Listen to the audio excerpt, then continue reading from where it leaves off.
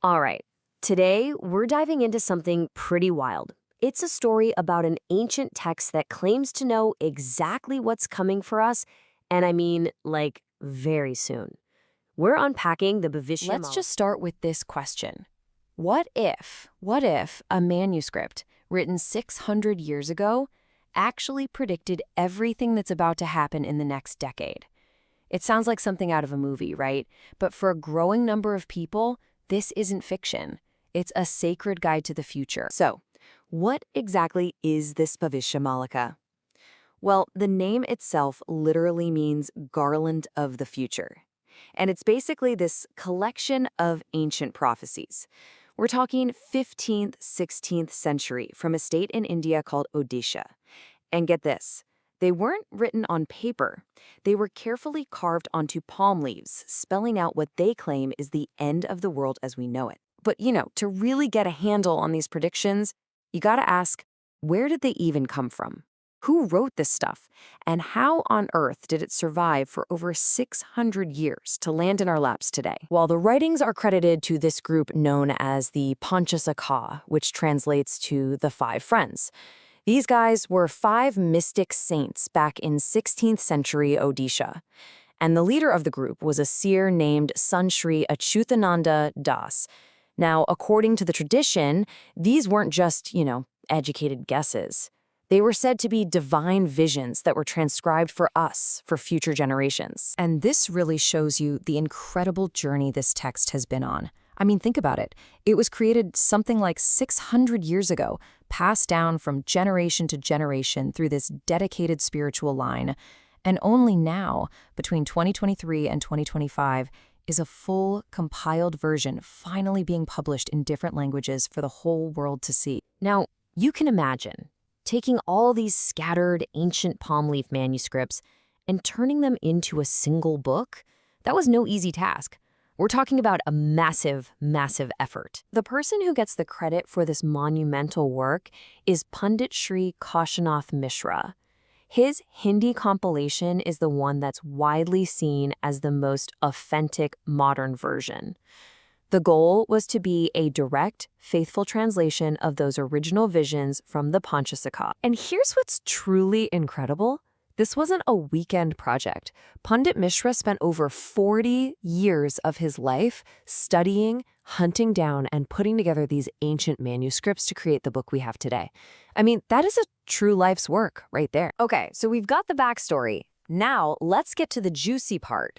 What does the Bhavishya Malika actually say is going to happen to us? All right, the main idea, the big one, is this. We are supposedly living in the final days of what the text calls the Kali Yuga.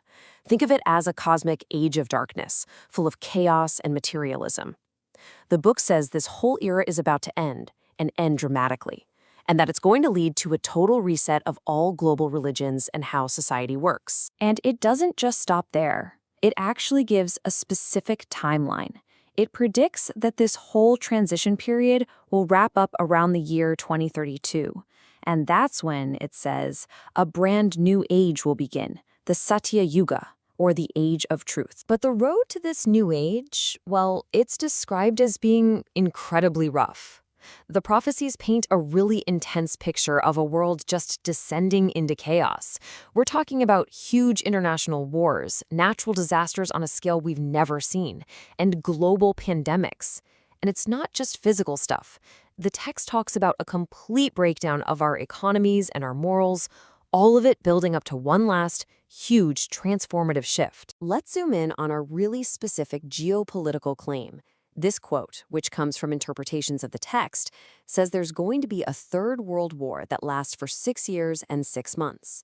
It even claims that a bunch of nations will attack India. But, and this is a key part of the prophecy, that India will somehow come out on top and become a new world leader. And believe me, the predictions get even more dramatic. The text talks about disasters coming from space and from the Earth itself, things like comet strikes and massive tsunamis. It also points to a total technological collapse, saying that huge solar flares will knock out the world's power grid for 6 months. The result of all this? A massive drop in the global So, population. what are we supposed to do with claims like these? I mean, they're extraordinary. And this brings us right to the modern debate about the Bhavishya Malika, which is really this fascinating clash between faith on one side and scientific skepticism on the other. So here's the bottom line. There are two totally different ways to look at this text. On one hand, you've got the spiritual tradition, people who see it as a sacred, divinely inspired work that you have to interpret carefully. But then, on the other hand, you have modern critics. They'll point out, correctly, that you can't scientifically verify any of this. They'll also note that it's gotten tangled up in online myths, like that false rumor it predicted the world would end in 2012, and that at the end of the day, there's just no hard empirical proof. So, where does that leave us? You know, whether you believe it or not, the fact that a 600-year-old prophecy is suddenly getting so much attention in our modern data-obsessed world, well, that's a story in itself, isn't it? All right, let's do a quick recap of the essentials. So we have this text created centuries ago by the Pantrasaka saints. It's been brought into the modern age thanks to the 40-year quest of Pandit Kashinath Mishra. Its core message? It's a dramatic one. The end of our current age of darkness and the dawn of an age of truth around 2032, with a whole lot of chaos in between.